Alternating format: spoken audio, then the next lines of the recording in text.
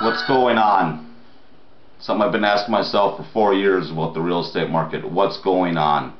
Hi, my name is John Drux. I'm a licensed real estate broker in Fresno, California. I'm here with episode 3 of The Short Sale of the American Dream. Over the past 4 years, I have been in a struggle to have someone understand what is going on with this market. About 4 years ago, the prices plummeted in Fresno, California. And I looked around saying, what's going on? And everyone wanted to say, well, it's because of the foreclosures. Well, California had a moratorium on foreclosures during the time when the prices just dropped right through the floor. Overnight. Kind of reminds me of the chief economics person of California Association of Realtors said that we're coming in for a soft landing as far as back in like 2006, 2007. Believe me, this has not been a soft landing. This is nothing but a full-out crash. And again, I'm a little upset that I'm here 4 years later talking about a subject that I brought up over 4 years ago, and all I do is get pointed in different directions, and no one wants to take responsibility for the problem. So I am taking it upon myself to expose the problems with the short sale and hopefully put an end to it. So, my first subject today is, again, the short sale superstar. Short sale superstar. As posted in the June 2010, the California Real Estate official magazine of the California Association of Realtors. I asked them, what is a short sale superstar? I still don't know what it is. Actually, I've asked the question, who invented the short sale? No one's ever answered me that question either.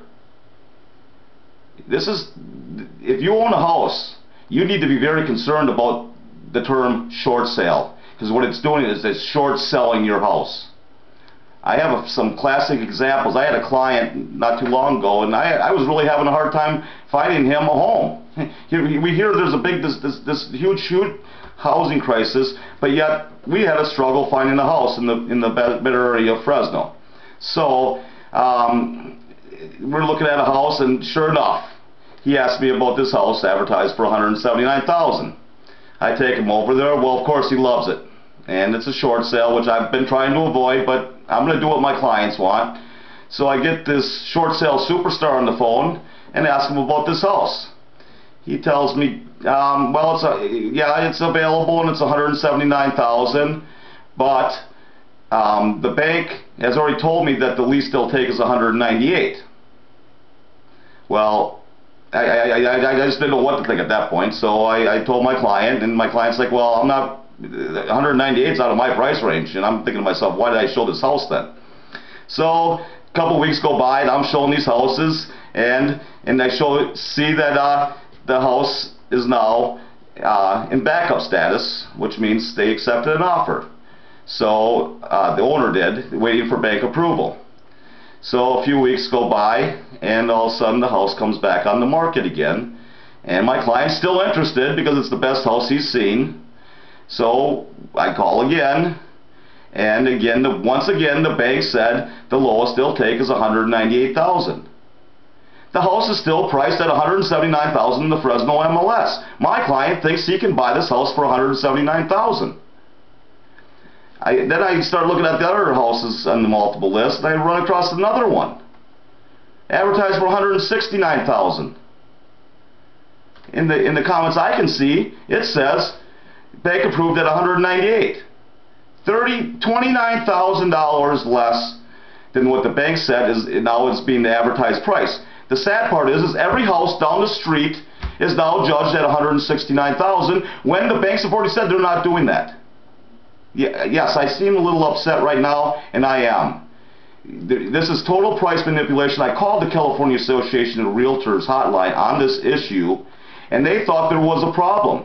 Why isn't anyone doing anything about this problem then? Again, prices are being advertised without bank approval, and even once the bank makes contact with them, if they say a lower amount, if they say a higher amount than what's being advertised, they don't change it to that price. They're keeping it at the same price. Now I see the same house is in backup status again, which means that another offer is accepted, which I'm sure the bank will be, tell them probably the same thing. My thing here is, though, is at some point maybe the bank's going to look at this, but are they going to want to pay a commission? Because again, not only is the price subject to, again, every short sale out there in the multiple list, I shouldn't say everyone, the majority of them are unapproved. They have not contacted the bank. Somehow it's saying that you have to bring them an offer for them to look at prior to determining whether they'll take that price.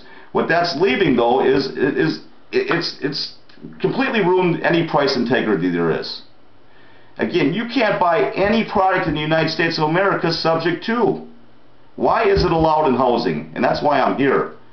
So again, but there's another thing that's subject to is commission.